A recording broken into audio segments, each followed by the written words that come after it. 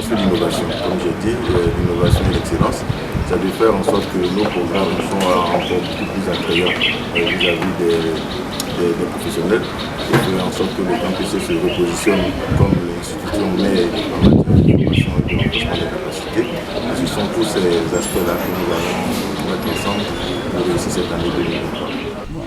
N'étant pas moi-même dans le cadre de gestion du campus, c'est vraiment difficile de faire le point sur les innovations, mais ce que j'ai retenu, les innovations majeures comme tout ce qui est diplomatie protocole, il y a aussi innovation majeure aussi en cadre de gestion de services publics et privés.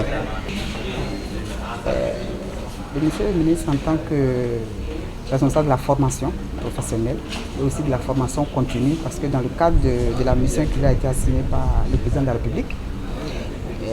il y a deux axes majeurs au niveau de l'enseignement technique de la formation professionnelle de l'apprentissage, ce qu'on appelle l'académie des talents, qui concerne toutes les formations initiales de base. Et le deuxième axe, c'est l'école de la deuxième chance, qui prend en compte tout ce qui est révalorisation et réqualification, aussi bien des jeunes que des adultes. Et c'est dans ce cadre-là que nous pensons que se situent toutes ces formations qui sont faites au niveau du campus. Et dans ce cadre-là, nous sommes partie prenante de toutes les actions qui sont menées au niveau du campus pour mettre à disposition de nos différents pays des compétences à tous les niveaux,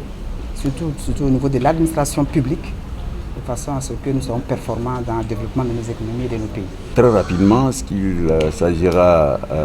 de faire, d'abord ce qu'il faut faire remarquer, c'est que je dois saluer les grandes innovations